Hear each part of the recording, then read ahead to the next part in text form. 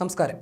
ശബരിമലയിലെത്തുന്ന കുട്ടികൾക്ക് പ്രത്യേക ദർശന സൗകര്യം ഒരുക്കുമെന്ന് Devaswom board president PS Prashanth. 18-ാം പടി കടന്നെത്തുന്ന കൊച്ചയ്യപ്പന്മാർക്കും കൊച്ചുമാളികപ്പുറങ്ങൾക്കും ഭഗവാന്റെ ദർശനം നല്ലതുപോലെ ലഭിക്കാത്ത സാഹചര്യമുണ്ട്. ഇത് ഒഴിവാക്കാൻ കുട്ടികളെ മുൻനിരയിലേക്ക് എത്തിക്കണം. ഇതിനായി ശ്രീകോവിലിനടുത്ത് പ്രത്യേക ഗേറ്റ് സ്ഥാപിച്ച് കുട്ടികളെയും അവർക്കൊപ്പമുള്ള ഒരു രക്ഷകർത്താവിനെയും കടത്തിവിടും. ഈ സംവിധാനം ദുരുപയോഗം ചെയ്യാതിരിക്കാൻ ദേവസ്വം ഗാർഡുമാരും പോലീസും ഡ്യൂട്ടിക്കുണ്ടാകും. ഉടൻ തന്നെ ഈ സൗകര്യം നടപ്പിലാക്കാൻ ദേവസ്വം പൊതുമരാമത്തിന് കർശന നിർദ്ദേശം നൽകിയിട്ടുണ്ട്.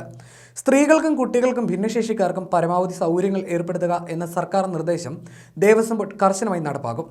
ആകെ 9 വരികളാണ് നടപ്പന്തലിലുള്ളത്. ഇതിൽ 1, 2, 4, 5, 7, 8 വരികൾ ഭക്തജനങ്ങൾക്കും 3, 6 വരികൾ കുടിവെള്ള വിതരണത്തിനും 9-ാമത്തെ വരി കുട്ടികൾക്കും സ്ത്രീകൾക്കും ഭിന്നശേഷിക്കാർക്കുമാണ്. 9-ാമത്തെ വരിയിലൂടെ എത്തുന്ന കുട്ടികളെ പോലീസിന്റെ സഹായത്തോടെ സുഗമമായി 18-ാം പടി കയറ്റിവിട്ട ശേഷം ശ്രീകോവിലിനടുത്ത് സ്ഥാപിക്കുന്ന പ്രത്യേക ഗേറ്റ് വഴി ഭഗവാന്റെ മുന്നിലെത്തിക്കും. മുൻ വർഷങ്ങളെക്കാൾ ശബരിമലയിൽ എത്തുന്ന കുട്ടികളുടെ എണ്ണം വർദ്ധിച്ചതും ദേവസ്വം ബോർഡിന്റെ ഈ നടപടിക്ക് കാരണമായിട്ടുണ്ടെന്നും പ്രസിഡന്റ് പറഞ്ഞു. ശബരിമലയിലേക്ക് എത്തുന്ന കുട്ടികളുടെ കയ്യിൽ പമ്പയിൽ വെച്ച് തന്നെ പേരും രക്ഷകർത്താവിന്റെ മൊബൈൽ നമ്പറും എഴുതിയ ബാൻഡ് ധരിപ്പിക്കുന്നുണ്ട്. വനിതാ പോലീസിന്റെ നേതൃത്വത്തിലാണ് ഈ കരുതൽ പ്രവൃത്തി നടക്കുന്നത്.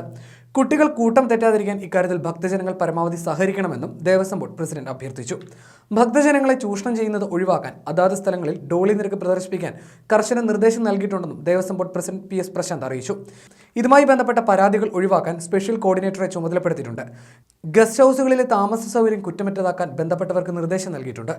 പരാതികൾ ഒഴിവാക്കുന്നതിന് ഭാഗമായി 15ഓളം മുറികൾ മാറ്റിയിടുന്നത് ആലോചനയിലാണ്. അപ്രതീക്ഷിത കാരണങ്ങളാൽ മുറികൾ ലഭിക്കാത്ത സാഹചര്യം വന്നാൽ തുക മടക്കി നൽകും.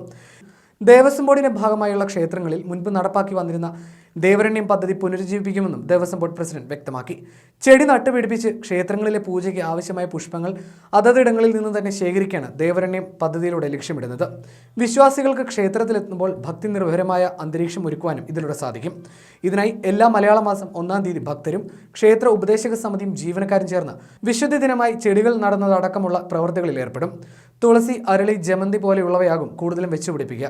ക്ഷേത്ര പരിസരം ശുചിയായി നിലനിർത്തുന്നതിനും ദേവരണ്യം പദ്ധതി ഉപകരിക്കുമെന്നും പ്രസിഡന്റ് പറഞ്ഞു.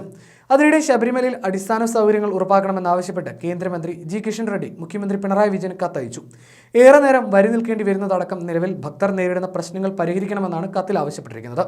അതേസമയം ശബരിമലയിൽ തീർത്ഥാടകരുടെ തിരക്കുമായി ബന്ധപ്പെട്ട് വലിയ രീതിയിലുള്ള പ്രചാരവേലകളാണ് നടക്കുന്നതെന്നും സർക്കാർ കൃത്യസമയത്ത് ഇടപെട്ടെന്നും ദേവസ്വം മന്ത്രി K. രാധാകൃഷ്ണൻ കഴിഞ്ഞ ദിവസം വ്യക്തമാക്കിയിരുന്നു. അവധി ദിവസങ്ങളിൽ ഭക്തർ കൂടുതലെത്തി. പ്രയാസങ്ങൾ ഉണ്ടായ ഉടനെ സർക്കാർ അത് പരിശോധിക്കുകയും പരിഹരിക്കാനുള്ള ഇടപെടൽ നടത്തുകയും ചെയ്തു. ഇപ്പോൾ എല്ലാ തരത്തിലുള്ള തിരക്കുകളും നിയന്ത്രിക്കാൻ കഴിഞ്ഞെന്നും അദ്ദേഹം വാർത്താ സമ്മേളനത്തിൽ പറഞ്ഞിരുന്നു.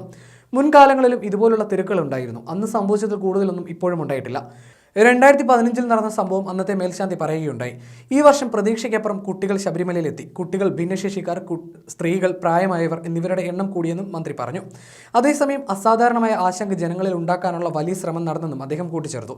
എരുമേലിയിലുണ്ടായ സമരത്തിൽ വിളിച്ച മുദ്രാവാക്യം അതിന് ഉദാഹരണമാണ്. എരുമേലിയിൽ കുടിവെള്ളവും ടോയ്ലറ്റ് സൗകര്യവും എല്ലാം ഉണ്ട്, എന്നാൽ ഇവയൊന്നുമില്ല എന്ന് പറഞ്ഞാണ് സമരം നടന്നത്. തീർത്ഥാടനത്തെ മോശമാക്കാൻ നടത്തിയ ശ്രമത്തിന്റെ ഭാഗമാണിതെന്നും മന്ത്രി പറഞ്ഞിരുന്നു.